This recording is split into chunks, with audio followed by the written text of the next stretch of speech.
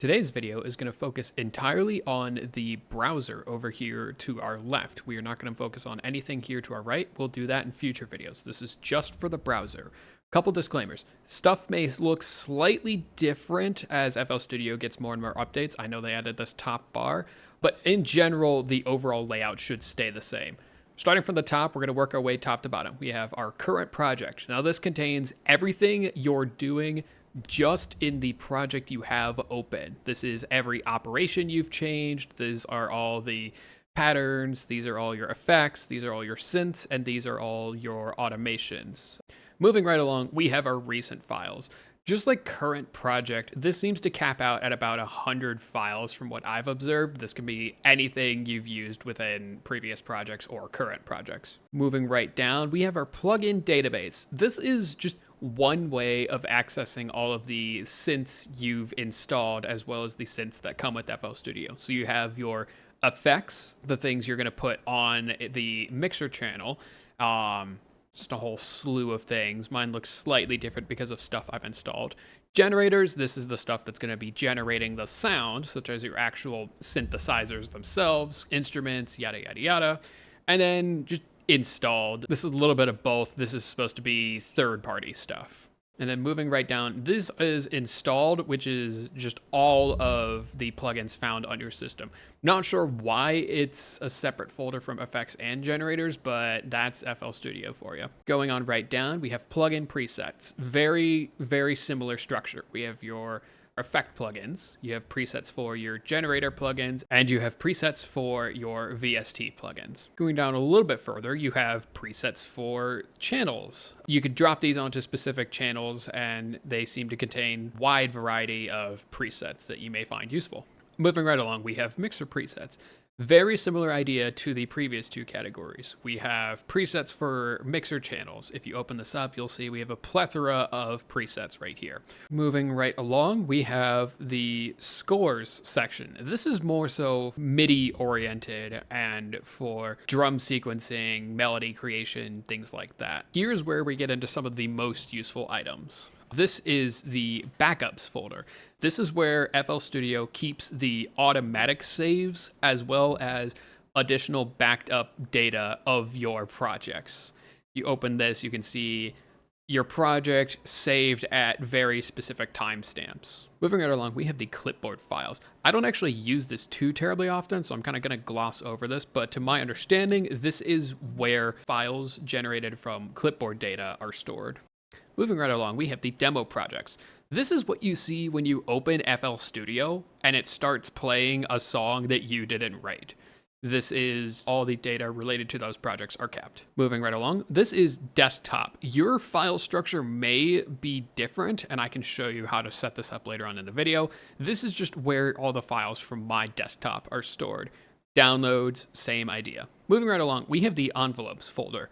I don't really mess with this folder at all. It's just not something I've used too often in my workflow. This is for envelope editing and mapping editing, more advanced techniques that you may or may not run into.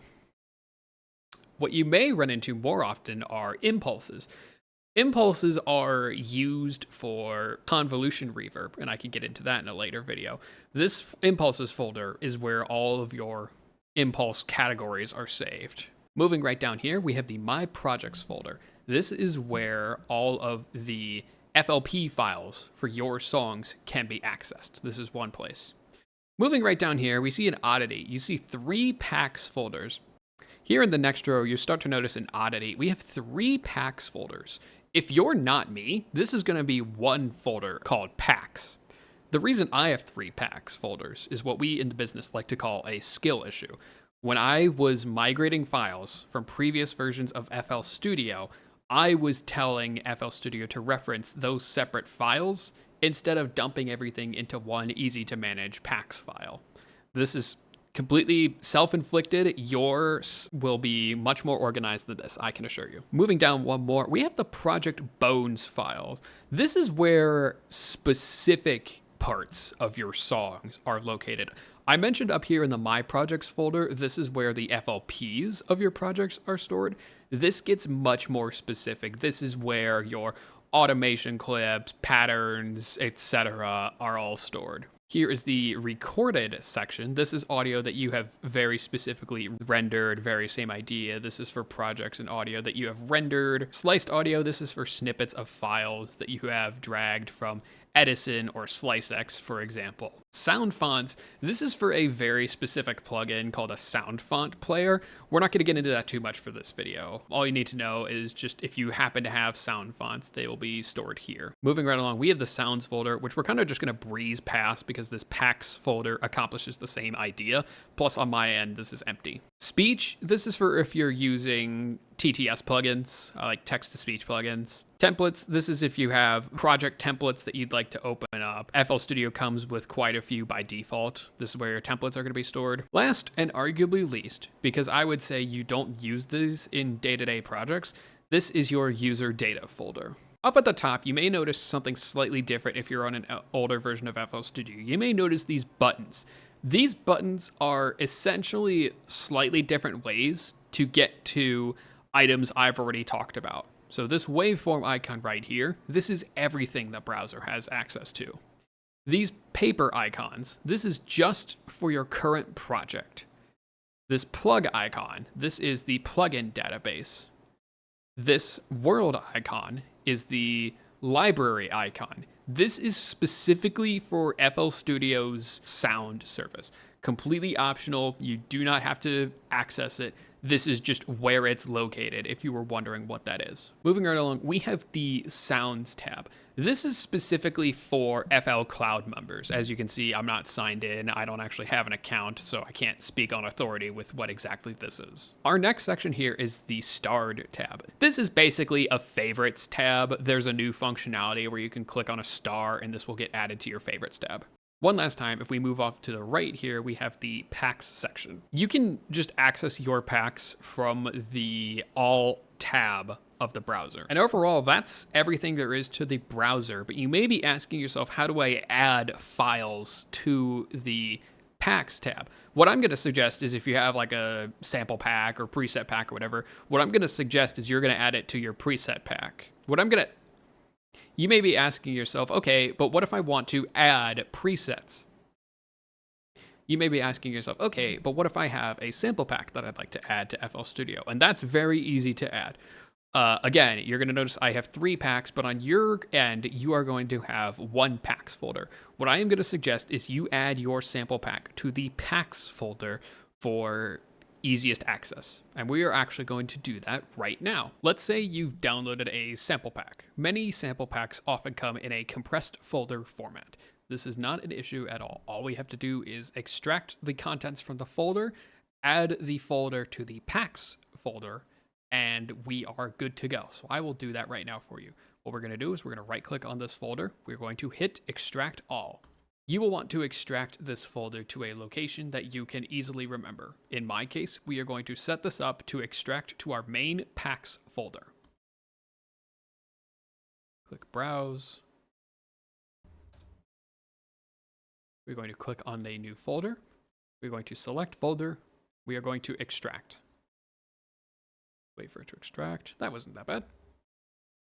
Next, your new folder should open up from within the packs folder.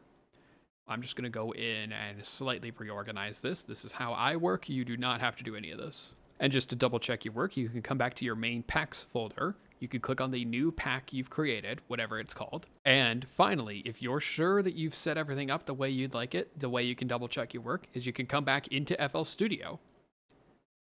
Lastly, to double check our work, I'm going to click reread structure. And because I've downloaded this to my D drive, this is going to be in the green packs folder. I click on packs, I see our newly created Rave Theory pack folder. And from here, depending on how the folder is set up, you should have easy access to your brand new sounds. As long as the main folder is unzipped and the main files are in an unzipped folder, you will have immediate access to your sample packs. And that was the FL Studio browser overview. May seem daunting at first. There's definitely a lot of folders that you may or may not use. But once you figure out the packs folder and once you figure out a file structure that really gels with you, really works with you, you're not going to have much issue with this at all. It's going to be second nature to you, I promise.